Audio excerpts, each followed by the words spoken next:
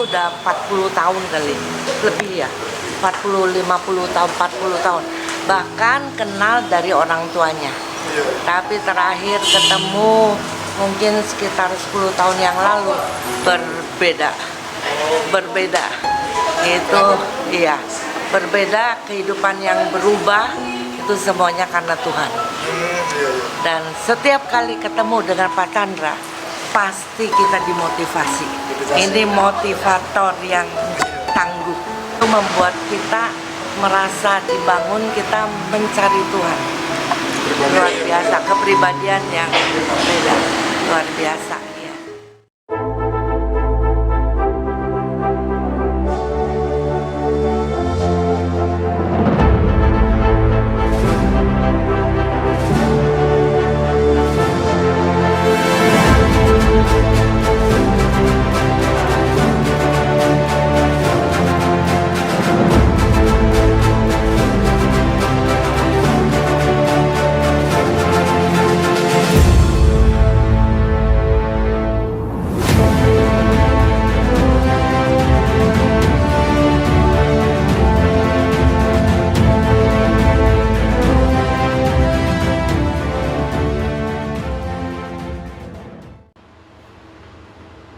Jumpa kembali di MDT Journey Inspiration of Life.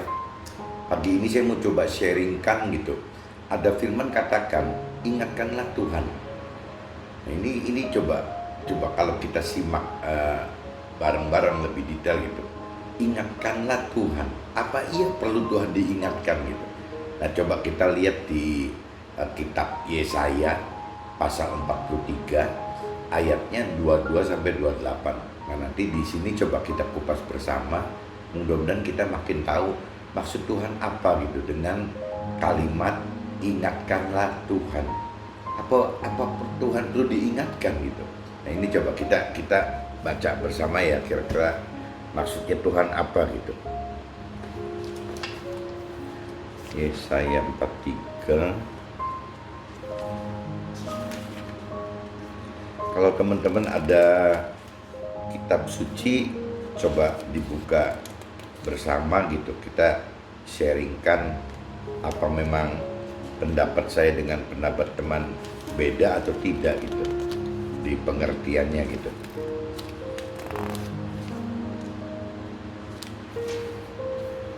Yesaya 43 22 sampai 28. Nah, dua-duanya ini kalau cerita di judulnya gitu, judulnya 4322 itu judulnya dosa yang diampuni gitu. Judulnya itu dosa yang diampuni.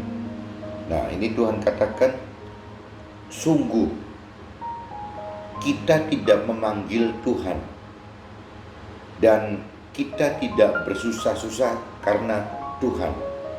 Nah, ini kan ayat ini kan kalau menurut impresi saya gitu, ini kan seolah Tuhan mengingatkan bahwa ya kita kurang gitu, kurang memanggil Tuhan gitu, kita kurang bersusah-susah untuk coba melibatkan Tuhan dalam kehidupan kita. Makna di impresi saya seperti itu gitu. Saya nggak ngerti apakah di teman-teman juga mengalami impresi yang sama, pengertian yang sama gitu. Tapi di saya seperti itu, ayat 22 itu bunyinya seperti itu. Sungguh kita tidak memanggil Tuhan dan kita tidak bersusah-susah karena Tuhan gitu. Jadi kayak kurang ada keterlibatan antara kita dengan Tuhan gitu. Kita kurang melibatkan diri kita dengan Tuhan gitu. Seolah ada jarak antara kita dengan Tuhan. Impresi saya seperti itu gitu. Nah, kalau kita masuk ke ayat 23-nya, kita tidak membawa jadi korban persembahan bagi Tuhan gitu, katanya gitu. Yang di ayat 23-nya seperti itu gitu. Nah, dan tidak memuliakan Tuhan dengan korban penyembahan kita itu gitu.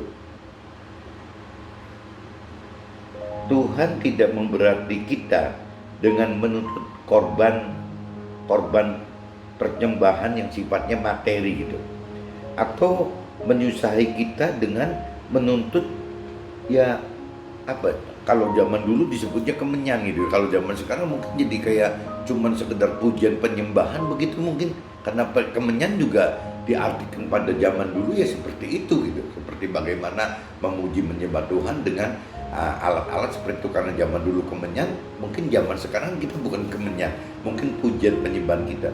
Nah, Tuhan diingatkan kita di sini gitu, bahwa Tuhan itu tidak suka gitu, Tuhan itu tidak prioritaskan bahwa kita itu harus bisa terhadap Tuhan itu seolah-olah nyogok gitu. Jadi seolah nih persembahan yang berupa duniawi gitu. Atau bahkan Tuhan juga kurang suka kalau hanya sifatnya cuma pujian penyembahan gitu. Nah, ini Tuhan pengen kan mungkin pribadi kita. Coba kita baca ayat berikutnya, apa tercermin nggak seperti itu gitu. Engkau tidak membeli tebu wangi bagiku dengan uang, atau mengenyangkan aku dengan lemak korban sembelihanmu, tetapi engkau memberati aku dengan dosamu, engkau menyusahi aku dengan kesalahanmu. Nah, jadi ini Tuhan ingatkan di sini seolah-olah bukan yang Tuhan ributkan itu ya tadi persembahan yang berupa materi itu gitu, buat atau uang gitu, buat Tuhan itu nggak ada gunanya ya, atau memuaskan Tuhan itu dengan ya segala macam yaitu hal-hal yang sifatnya duniawi itu, sifatnya materi itu gitu. Nah, ini Tuhan tidak suka gitu.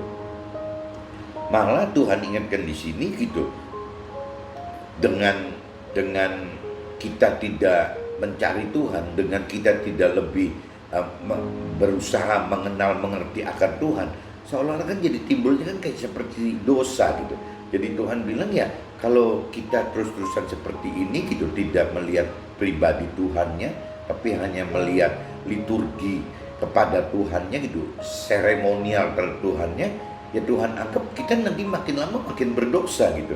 Dan Tuhan tidak mau ini terjadi di kita gitu, karena ngapain gitu kita memuji menyembah Tuhan, kita membuat ritual-ritual atau seremonial untuk Tuhan, tapi kitanya tidak mengenal dan mengerti akan pribadi Tuhannya gitu. Kita tidak ada hubungan pribadi kita yang akrab, yang intim dengan Tuhan.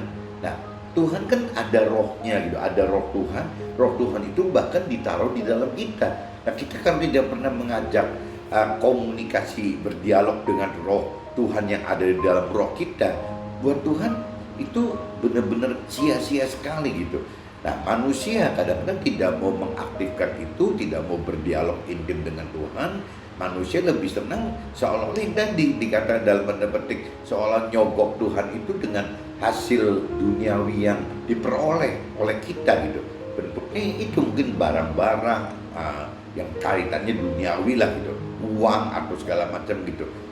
Tuhan nggak suka. Bahkan mungkin kita bisa juga panggil satu orkestra besar gitu untuk memuji dan menyembah Tuhan. Buat Tuhan juga tidak ada artinya apabila dibanding relationship pribadi kita dengan Tuhan gitu. Tuhan hendaki ini. Kalau kita baca sampai ke ayat 24, ini masih ke titik itu gitu. Dan kalau masuk ke ayat 25, akulah dia yang menghapus dosa pemberontakanmu oleh karena aku sendiri, dan aku tidak mengingatkan dosamu. Nah, Tuhan ingatkan saat ini kalau terus-terusan kita begini ya untuk Tuhan berarti kan kita tidak melakukan apa yang Tuhan inginkan gitu, apa yang Tuhan rancangkan dan inginkan. Kenapa? Karena kita tidak mengenal dan tidak mengerti apa keinginan Tuhan, apa rancangan Tuhan gitu. Nah, buat Tuhan tidak melakukan perintah dan peraturan adalah dosa di kacamata Tuhan. Rohani kan seperti itu, tidak melakukan perintah peraturan Tuhan ada dosa.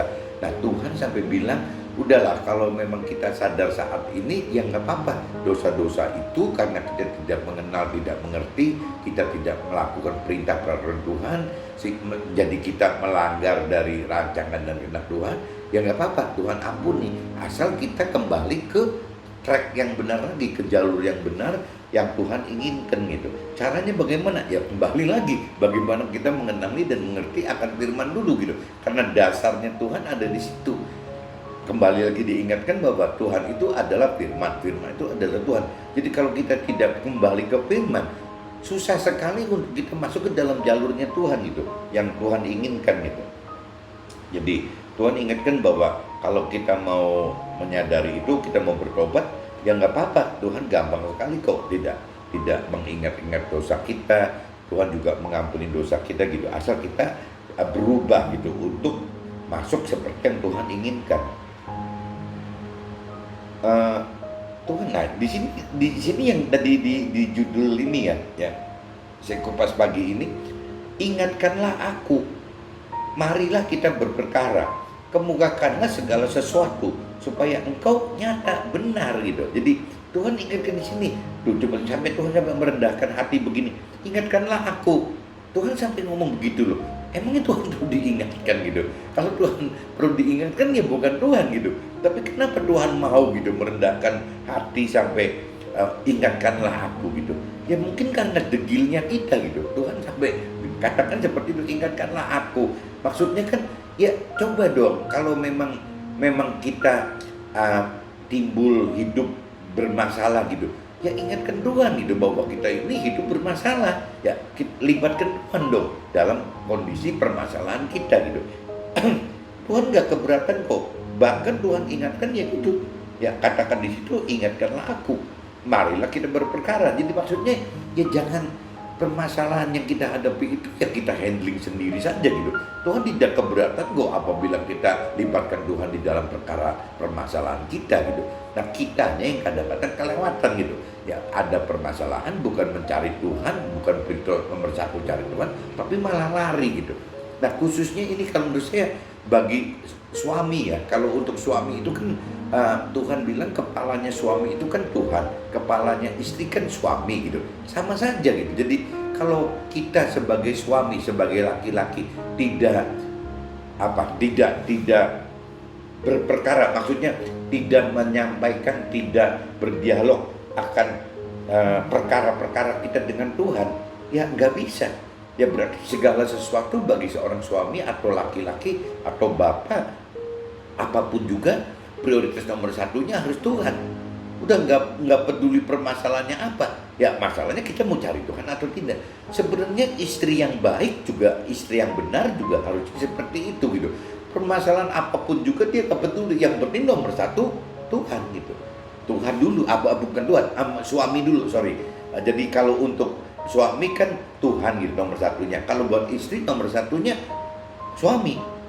Jadi jangan sampai istri terjebak, jangan sampai suami terjebak karena banyaknya permasalahan. Akhirnya suami tidak prioritaskan nomor satu Tuhan karena banyak permasalahan, sehingga seorang istri tidak prioritaskan seorang suami gitu. Nah ini sama-sama bahayanya, sama-sama gentingnya, sama-sama bodohnya kali kalau bicara dari sisi rohani gitu. Harusnya ya kalau ada apapun juga permasalahan suami, itu harus benar-benar prioritas satu, cari Tuhan, dekati Tuhan. Apa yang bisa dilakukan untuk Tuhan itu semua, baru kita mikir permasalahan. Dan permasalahan itu pun, perkara itu pun Tuhan minta, Tuhan dilibatkan gitu oleh si suami dalam hal menyelesaikan masalah perkara itu gitu. Nah, seorang istri juga sama, ya nggak peduli permasalahan perkaranya seberapa besar, tetap Tuhan pengen seorang istri adalah prioritaskan nomor satu ke suaminya gitu. Karena kepala istri adalah suami, kepala suami adalah Tuhan. Itu rumus dasarnya teori Tuhan seperti itu gitu. Bagi pasangan suami istri. Nah, bodoh sekali kalau seorang suami bermasalah, berperkara, tidak mencari Tuhan, tidak mendekatkan diri kepada Tuhan. Nanti Tuhan yang akan beresin semua kok. Begitupun seorang istri, apabila istri berperkara, bermasalah, bodoh sekali kalau seorang istri tidak mencari suami. Prioritaskan suami dong. Nanti Tuhan yang membukakan jalan atasi permasalahan perkaraan si istri maupun suami tadi gitu. Jadi bukan maksudnya kalau istri prioritikan suami gitu, prioritaskan kepentingan segala macam suami itu, nanti suaminya memberi solusi kepada istri, itu salah besar gitu. Itu yang nanti memberi solusi bukan suaminya, tapi Tuhannya gitu. Tuhan yang akan memberi solusi memberikan jalan, memberi kekuatan gitu, memberi terang kepada istri yang berperkara dan bermasalah tadi. Ingat ya, jadi bukan masalahnya kalau seorang istri melakukan firman dalam arti kata harus prioritaskan suami sebagai kepala istri, itu nanti suami yang memberikan solusi atas perkara permasalahan si istri, bukan begitu gitu. Yang memberikan solusi jalan keluar dan antisipasi segala macam itu bukan suaminya, tapi Tuhannya gitu. Kenapa? Karena firman Tuhan katakan seperti itu gitu, bahwa kalau seorang istri menghargai posisi suaminya sebagai kepala, ya dia prioritaskan suaminya. Nanti Tuhan yang bantu menyelesaikan permasalahan sama perkara-perkara si istrinya gitu. Begitupun seorang suami itu ya mesti nomor satu kan prioritaskan kepada Tuhan. Pengen ada masalah sebesar apa, perkara seperti apapun juga, ya si suami nomor satu kan Tuhan, prioritas Tuhan gitu. Seperti saat teduh untuk Tuhan, mungkin dari yang mestinya bangunnya jam sudah pagi gitu, kita mesti berubah jadi subuh. Kalau pagi mungkin jam 6 kita masih sebut pagi kali, jam 6, jam 7 masih pagi. Tapi kalau udah subuh itu kan jam 3, jam 4 gitu, itu kan subuh. Jadi bagaimana caranya seorang suami itu prioritaskan Tuhan itu ya dengan cara yang paling simpel seperti itu. Berani nggak gitu ya berubah jam tidurnya gitu, dari bangun jam 5, jam 6 sekarang bangun jam 3 atau jam 4. Itu sudah seorang suami prioritaskan untuk Tuhan. Nanti Tuhan yang menyelesaikan permasalahan dan perkara-perkara si suami itu. Begitupun dengan seorang istri. Berani nggak seorang istri prioritaskan hidupnya untuk suaminya? Ya, semua perhatian untuk suaminya dulu. Nah, setelah si istri melakukan firman gitu, seperti yang Tuhan perintahkan seperti ini, melakukan firman, akhirnya nanti Tuhan yang memberi solusi kepada istri tersebut gitu, ngatasin permasalahan dan perkara tersebut. Dan banyak disalahartikan, seolah-olah seorang istri itu beranggapan bahwa ngapain mesti prioritaskan suami juga nggak bisa menyelesaikan masalah gitu. Itu secara rasio boleh katakan seperti itu, tapi kalau bicara secara rohani gitu, rohani itu tidak seperti itu. Rohani kan tidak logika gitu, tidak rasional. Rohani itu kan lebih irasional. Jadi tadi saya jelaskan di situ gitu. Mudah-mudahan bagi istri yang cerdas gitu, ada kecerdasan rohani, bisa tangkap maksud saya. Jadi silakan Anda lakukan firman seperti suami juga lakukan firman. Contohnya suami saat teduh, ada kan saat teduh pagi-pagi subuh gitu. Nah itu sama aja seorang istri bagaimana memprioritaskan seorang suami benar-benar nomor satu yang untuk suami. Hidup ini nomor satu untuk suami. Nah nanti setelah si istri melakukan firman, berarti nanti ada firman Tuhan yang bekerja pada istri tersebut dengan cara yaitu Tuhan memberikan solusi mengatasi perkara dan permasalahan. Bukan suaminya loh, bukan suaminya yang menyelesaikan, memberikan solusi perkara dan permasalahannya, bukan itu, tapi Tuhan gitu. Meskipun tombol itu akan terjadi, Tuhan akan bantu istri tersebut apabila istri juga melakukan firman dengan prioritaskan ke suami nomor satu gitu. Suami juga sama, prioritaskan Tuhan nomor satu, bukan prioritaskan nomor satunya suami itu ke istri atau ke anak-anak atau ke orang tua, bukan itu, ke Tuhan gitu. Ke Tuhan itu nomor satu. Nah setelah itu nanti Tuhan yang suami melakukan firman dianggap melakukan firman, istri dianggap melakukan firman, nanti Tuhan yang kuasa Tuhan yang akan menggerakkan yang lain-lainnya.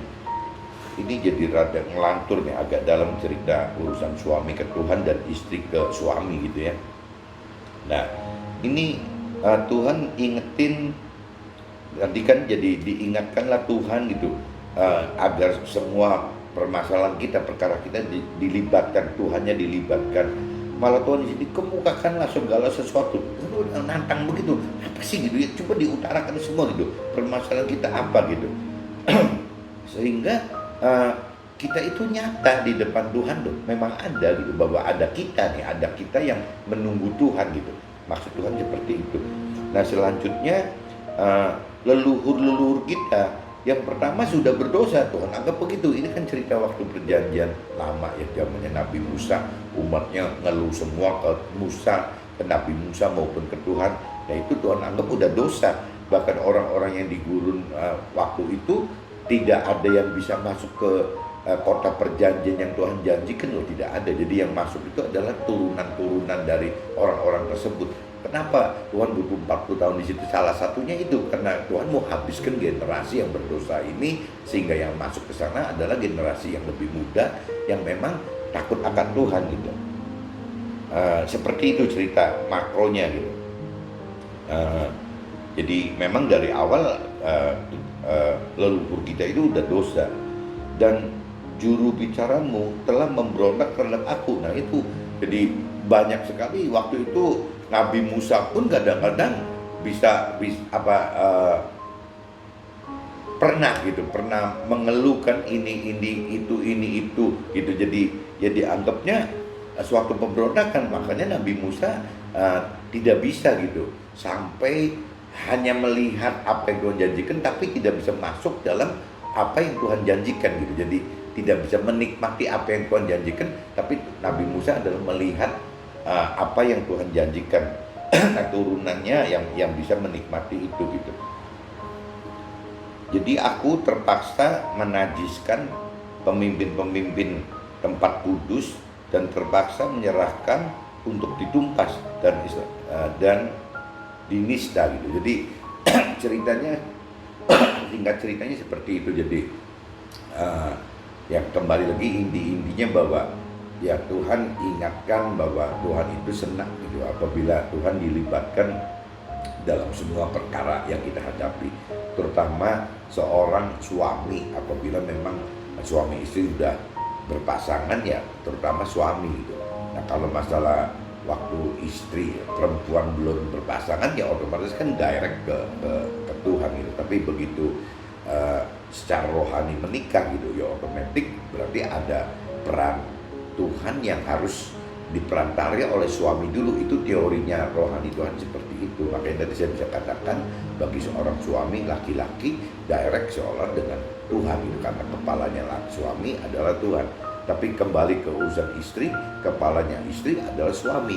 Jadi kalau suami prioritaskan nomor satu Tuhan, ya harusnya istri yang benar juga sama. Bagaimana memprioritaskan nomor satu kepada suaminya. Lepas suaminya benar atau tidak benar gitu, tetap dia prioritaskan.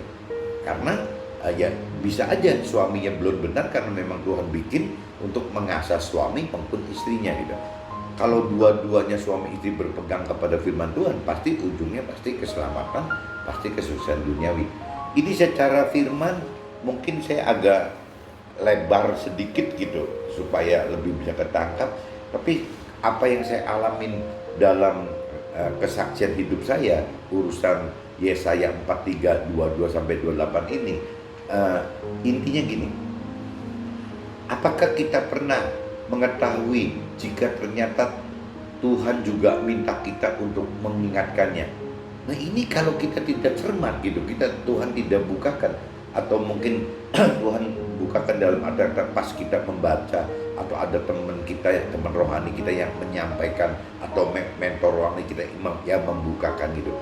Kita tidak pernah menyangka bahwa ada kata-kata ingatkanlah Tuhan gitu. Ya, masa sih Tuhan perlu diingatkan gitu? Tapi realitanya ada tuh. Ya di kitab Yesaya 43 gitu. Itu ada 43 ayatnya 26 itu ada nyata-nyata tuh, ingatkanlah aku, ingatkanlah Tuhan gitu. Ini jadi ada ya. Kalau buat saya Tuhan sampai katakan seperti itu, buat saya pribadi sih nggak kira-kira loh. Tuhan itu benar-benar rendah hati loh ya, sampai ngomong seperti itu. Masa si Tuhan minta ingatkanlah, dia pencipta kita kok, tapi karena degilnya kita akhirnya Tuhan sampai katakan seperti itu gitu. Itu kadang dalam hadapi kehidupan kita tidak selalu melibatkan Tuhan setiap saat. Kita beranggapan saat kita berdialog dengan Tuhan hanya jika kita sedang berdoa secara formal atau liturgi saja atau seremonial saja gitu. Nah ini tadi saya sempat singgung gitu ya. Memang jangan sampai kita dalam begitu. Kalau kita sadari gitu dalam realita kehidupan kita, apa memang kita sudah melibatkan Tuhan setiap saat gitu ya. Apakah dalam asumsi pemikiran kita bahwa yang namanya melibatkan Tuhan itu saat doa formal, misalnya pagi, siang, sore, atau jam-jam memang sudah ditentukan secara liturgi gitu. Atau bukan berdialog dengan Tuhan itu sama saja dengan berdoa gitu. Apakah bukan kalau berdialog itu berarti seperti orang ngobrol gitu. Kalau orang ngobrol, diskusi, ngobrol, pengen yang berat mau yang ringan, apakah bukannya itu harus setiap saat? Apakah kita masih petak-petakin lagi berdoa, kita harus beresin menjadi berdialog? Apakah kita juga perlu berdialog, dipecahkan lagi antara berdialog yang berat, yang sedang sama yang ringan? Nanti kalau yang sedang dan ringan kita masih mampu atasi sendiri, tidak perlu ngobrol dengan Tuhan. Nah ini salah lagi enggak sih gitu? Ya, dari mulai doa formal, doa yang liturgi, doa yang seremonial, digeser ke dialog. Dialog itu sama kita manusia dibagi-bagi lagi tuh. Ada dialog yang ringan, ada dialog sedang, dialog berat. Nanti akhirnya kita ngomong, kalau dialog berat baru kita cari Tuhan, kita coba hubungkan sama Tuhan. Tapi kalau dialognya sedang dan ringan, nggak perlu cari Tuhan. Ini udah salah lagi. Tuhan kita itu tidak peduli gitu. Buat Tuhan itu tidak ada yang berat, tidak ada yang kecil, ya tidak ada yang besar, tidak ada yang ringan gitu. Semua buat Tuhan itu sama gitu. Jadi tidak ada kecil, tidak besar, tidak ada besar, tidak ada ringan, tidak ada berat. Buat Tuhan sama semua. Berarti kesimpulannya ya kalau kita berdialog berarti untuk semua masalah gitu. Baik yang namanya berdoa secara liturgi, berdoa secara formal, berdoa secara seremonial, itu juga kan bentuknya dialog gitu sebenarnya. Jadi saya garis besarnya secara makro saya jadikan satu, dialog dengan Tuhan itu pengen kecil, sedang sama besar, buat Tuhan sama semua. Kita harus dialogkan dengan Tuhan. Itu yang maksudnya begitu loh. Jadi bagaimana caranya kita belajar melibatkan Tuhan setiap saat. Tidak bisa kalau lagi gawat baru dilibatkan, kalau sedang dan ringan tidak perlu. Itu salah besar gitu. Jadi Tuhan pengen kita mau makan apa nanti siang aja, kalau bisa Tuhan juga dilibatkan gitu. Ya, kalau ngomong lebih ekstrimnya lagi, kalau kita ambil sambalnya seberapa banyak, Tuhan dilibatkan. Jadi kan nggak over gitu. Ada orang yang suka sambal, teman saya ada satu orang makan sambal itu satu wadah sambal ditumpahin di dalam satu mie gitu ya, satu porsi mie habis itu. Jangan-jangan sambalnya lebih banyak dari mie. Nah kalau dia berdialog dengan Tuhan, apa dia berani gitu? Ya habiskan porsi sambal lebih banyak daripada mie-nya gitu. Kan nggak kira-kira gitu. Ya ini kalau terus dimasak pasti ada yang nggak bener di orang tersebut deh. Ya mungkin kalau orang saya mungkin ambil cuma setengah sendok udah pedas gitu. Dia satu wadah sambal loh, tumpahin semua ke dalam satu mie. Ada, bukan nggak ada. Ada, sampai hari ini juga orangnya masih ada gitu. Cuman saya pikir ini kok kelewatan ya. Ya bagaimana sih gitu? Bagaimana dengan badannya dia gitu? Apa enggak sayang, enggak kasihan gitu? Ya badan dijujulin sambal segitu banyak, porsi sambal lebih banyak daripada minyak. Orangnya tenang aja kok, tenang aja makan gitu aja. Cuman kan kalau mungkin orang teman saya ini dekat dengan Tuhan, ya mudah-mudahan tidak terjadi seperti itu lagi ya. Saya khawatir malah nanti jadi bawa penyakit gitu. Kok kelewat over gitu. Dia lakukan seperti itu kan kelewat over. Itu satu contoh loh. Jadi bagaimana berdialog dengan Tuhan itu dalam segala situasi kondisi harusnya dilibatkan Tuhannya gitu. Tuhan tidak mengharapkan hasil kerja kita yang dipersembahkan bagi Tuhan, baik berupa persembahan rumah ibadah atau sumbangan-sumbangan sosial sebagai prioritas utama, tetapi Tuhan lebih pentingkan hubungan intim pribadi kita melalui roh kita dengan roh Tuhan gitu. Nah itu yang tadi saya juga sempat jelaskan bahwa Tuhan itu tidak menginginkan bentuk-bentuk yang tadi saya katakan itu dalam tanda petik sogok ya, menyogok Tuhan dengan materi duniawi gitu. Tuhan bukan pengen itu kok. Tuhan itu rindu sekali berdialog dengan kita gitu. Bagaimana keintiman kita setiap saat dengan Tuhan itu harus terjadi. Ya tidak bisa lain kalau kita libatkan Tuhan 24 jam sehari kalau nggak tidur gitu loh. Nah urusannya ya tadi ya masalah kecil, sedang, besar, semua harus dilibatkan semua gitu. Nah ini kuncinya gitu. Jadi jangan dibayangkan bahwa kalau kita udah nyumbang, kita udah ini itu berarti sudah selesai tugas kita. Bukan begitu gitu. Kita untuk urusan rohani, kita memberikan persembahan untuk urusan sosial, kita juga kasih persembahan, sumbangan gitu. Itu tidak berarti itu cukup untuk Tuhan gitu, karena Tuhan nggak butuh seperti itu. Tuhan itu butuh sekali kita diselamatkan, dan Tuhan itu butuh kita jadi alat untuk menyelamatkan yang lain gitu. Itu kebutuhan Tuhan. Yang lain Tuhan tidak butuh apa-apa, tidak butuh materi kita, tidak perlu urusan pujian penyembahan kita. Tuhan nggak butuh itu semua. Tuhan butuh kita selamat, dan Tuhan butuh kita jadi alat untuk selamatkan yang lain. Itu yang Tuhan mau gitu, supaya nanti jadi pada masuk jadi warga surga bareng Tuhan semua gitu. Kadang oleh karena kurangnya komunikasi kita dengan Tuhan, oleh karena kurang mengenal dan kurang mengerti perintah dan peraturan firman-Nya, kita jadi sering lakukan dosa gitu, karena kita tidak lakukan hidup sesuai firman-Nya. Nah, itu arti dosa. Kita mesti tangkap dulu nih. Dosa itu adalah apabila kita tidak melakukan apa yang Tuhan perintah peraturkan, adalah dosa gitu. Jadi jangan sampai kalau dosa itu kalau ngebunuh binatang berarti dosa, nanti mencat semut dosa, nanti apa dosa.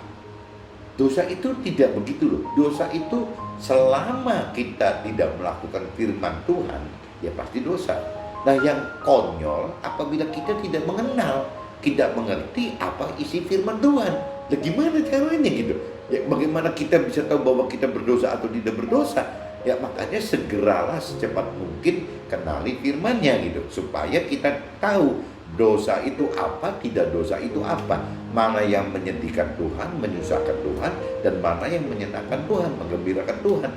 Kalau tidak ada pengenalan akan firman dalam kitab suci, mungkin bagi Muslim lihat Al-Qurannya, bagi Nasrani lihat Alkitabnya, atau bagi yang lain saya nggak ngerti mesti lihat apalagi kitab sucinya gitu, ya kita berdosa gitu.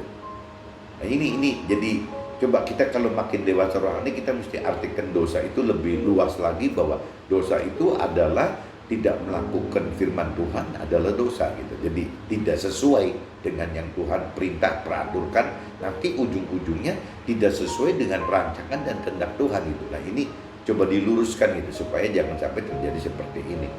Tuhan Maha Kasih dengan seringkali hapuskan perbuatan kita yang menyimpang dan yang mengaibkan dosa ya tadi. Jadi Tuhan itu Maha Pengampun, Maha Pengasih gitu. Jadi walaupun kita banyak dosa, ya apalagi kalau kita belum mengenal gitu, kita berbuat sesuatu tapi belum mengenal firman gitu, itu ya pasti Tuhan akan maklumi dan ampunilah. Nah, bahkan kalau orang sudah mengenal, mengerti firman juga masih melanggar, Tuhan juga masih mau ngampuni kok, asal yang penting kita berubah gitu. Berapa banyak Tuhan ngampuni kita? Ada yang tanya, apa 7 kali kita ngampunin orang teman kita? 7 kali 7 katanya. Nah, Tuhan lebih-lebih lagi, nggak ada batasnya. Yang penting selama kita bertobat, kita tidak mau berusaha mengulang kesalahan kita, ya kita diampuni Tuhan kok. Jadi jangan takut kalau sudah berbuat dosa itu, waduh berarti Tuhan udah benci, nggak mau ngampunin dosa kita. Itu salah gitu. Tuhan itu Maha Pengampun. Jadi pasti akan kita ampunin asal kita bertobat gitu. Bertobat dan berubah, melakukan yang lebih benar lah apa yang Tuhan mau gitu. Tuhan yang Maha Besar demi manusia, Tuhan sampai merendahkan hati gitu, sampai katakan ingatkanlah Tuhan agar dapat tanggapi permasalahan kita, agar kita dapat keselamatan hidup.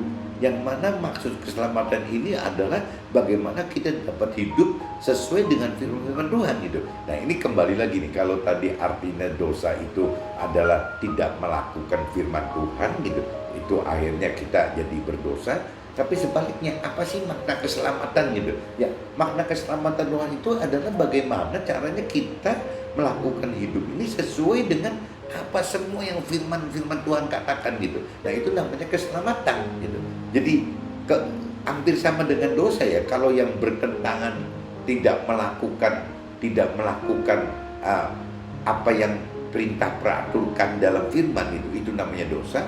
Tapi apabila kita melakukan perintah dan peraturannya dalam firman itu, ya berarti kita ujungnya selamat. Jadi dosa identik equal dengan selamat kan. Nah, yang Tuhan mau pasti kita selamat gitu.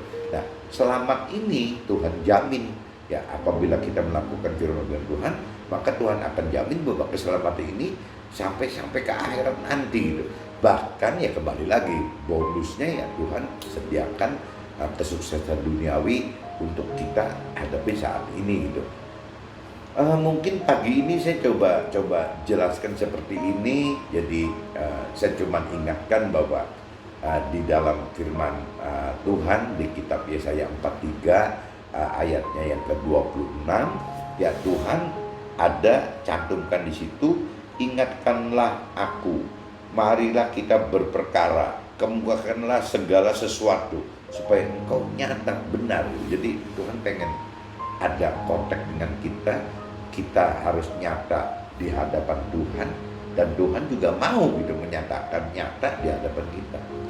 Oke, mungkin pagi ini cukup begini dulu, mudah-mudahan sharingnya bisa diterima, dan mudah-mudahan tadi agak melebar sedikit juga bisa ada berarti gitu sebagai bonus sharing hari ini untuk hubungan suami istri tadi gitu.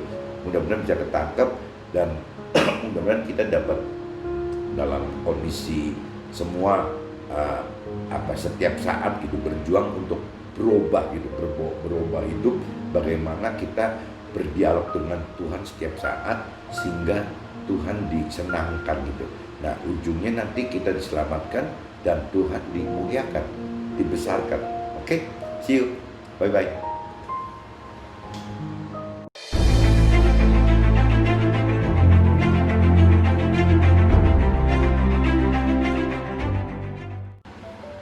One minute to better life.